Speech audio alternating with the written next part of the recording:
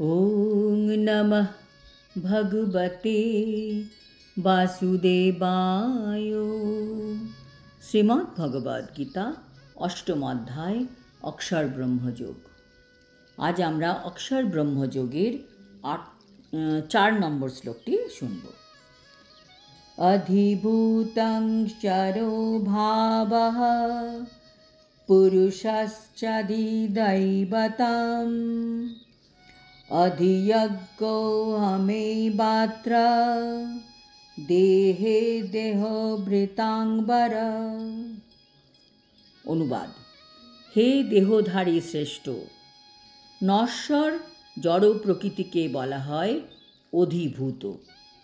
সূর্য চন্দ্র আদি সমস্ত দেবতাদের সমষ্টিরূপ বিরাট পুরুষকে অধিদৈব বলা হয়। আর দেহীদের দেহান্তর্গত অন্তর্যামী রূপে আমি হচ্ছি অধিযোগ্য।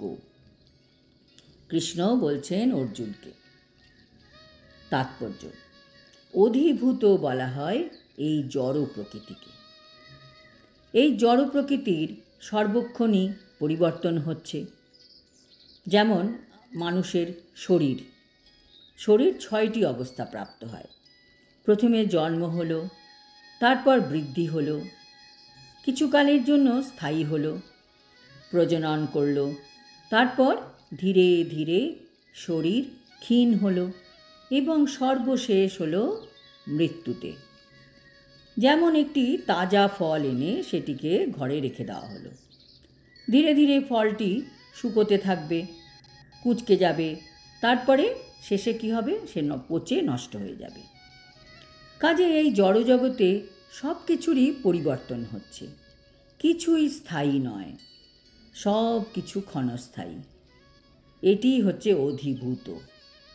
এক সময় এর সৃষ্টি হয় এবং কোনো এক সময় সে বিনাশপ্রাপ্ত হয়। আর আধিদৈবত হচ্ছে ভগবানের বিশ্বরূপ, যাতে রয়েছেন সমস্ত দেবদেবীরা। তাদের সাথে তাদের মানে দেবদেবীদের নিজস্ব লোকও রয়েছে। ভগবদ ভক্তির প্রাথমিক স্তরে যেসব কনিষ্ঠ ভক্ত রয়েছেন তারা অধিদৈবত নামক ভগবানের সুমহান বিশ্বরূপের ধ্যান করে, কারণ তখন সে ভগবানের পরমাত্মা রূপকে উপলব্ধি করতে পারে না। তাই যে কোনো কনিষ্ঠ ভক্তকে ভগবানের বিশ্বরূপের অথবা বিরাট পুরুষের ধ্যান করতে উপদেশ দেওয়া হয়। যার পদোদ্বয় হচ্ছে পাতাললোক, চক্ষুদয় হচ্ছে সূর্য চন্দ্র এবং যার মস্তক হচ্ছে ঊর্ধ্বলোক। এবার অধিযোগ্য কি? শ্রীকৃষ্ণের আংশিক প্রকাশ পরমাত্মা, যিনি অন্তর্যামী রূপে প্রতিটি জীবের হৃদয়ে বিরাজ করেন, তাকে বলা হয় অধিযোগ্য। এই শ্লোকে এব শব্দটি বিশেষ গুরুত্বপূর্ণ, কারণ এই শব্দটির দ্বারা ভগবান এখানে দৃঢ়ভাবে বলেছেন যে এই পরমাত্মা তার থেকে অভিন্ন। পরমাত্মা রূপে ভগবান প্রতিটি জীবের সঙ্গে থেকে তাদের কার্যকলাপ পর্যবেক্ষণ করে চলেন। প্রত্যেকটি জীবের ভেতরে ভগবান রয়েছেন পরমাত্মা রূপে এবং তিনি প্রত্যেকটি জীবের যে কর্ম তাকে তিনি অবজার্ভ করছেন, দেখছেন, এবং তিনি তাদের বিবিধ চেতনারও উৎস। একটি উদাহরণ দিয়ে বোঝা যাক। একটি বৃক্ষ আছে যেটি মনে করা যাক আমাদের শরীর। এই বৃক্ষে 2টি পাখি বসে আছে। একটি পাখি ফল খাচ্ছে আর অন্য পাখিটি তাকে শুধু দেখে যাচ্ছে। যে ফল খাচ্ছে সে হচ্ছে আত্মা, আর যে পাখিটি দেখে যাচ্ছে সে হচ্ছে পরমাত্মা। পরমাত্মা 2টি কাজ করেন। এক হচ্ছে তিনি উপদ্রষ্টা, মানে আত্মা কী করছে তা পরমাত্মা লক্ষ্য রাখেন। আর দ্বিতীয় হচ্ছে আত্মা যা করতে চায় তার অনুমতিও দেন, সেই আত্মার কর্মফলের উপর ভিত্তি করে। পরমাত্মা জীবকে স্বাধীনভাবে কর্ম করার সুযোগও দেন এবং তার কার্যকলাপ পর্যবেক্ষণ করেন। পরমাত্মা জীবকে স্বাধীনভাবে কর্ম করার সুযোগ দেন এবং তার কার্যকলাপ পর্যবেক্ষণ করেন। তাহলে বোঝা গেল আদিযোগ্য কি? আদিযোগ্য হচ্ছেন পরমাত্মা। আর তিনি কোথায় থাকেন? তিনি প্রত্যেকটি জীবের অন্তরে থাকেন।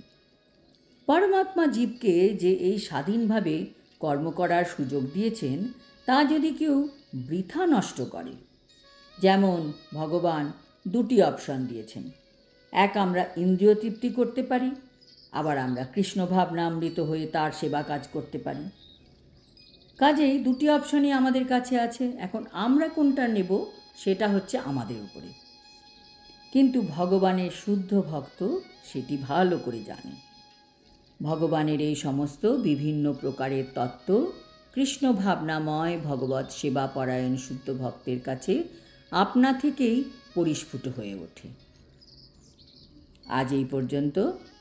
আগামী শ্লোকে কৃষ্ণ অর্জুনের শেষ প্রশ্নের উত্তর দেবেন।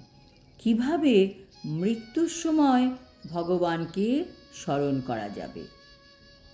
হরি ওম তৎসৎ। হরে কৃষ্ণ।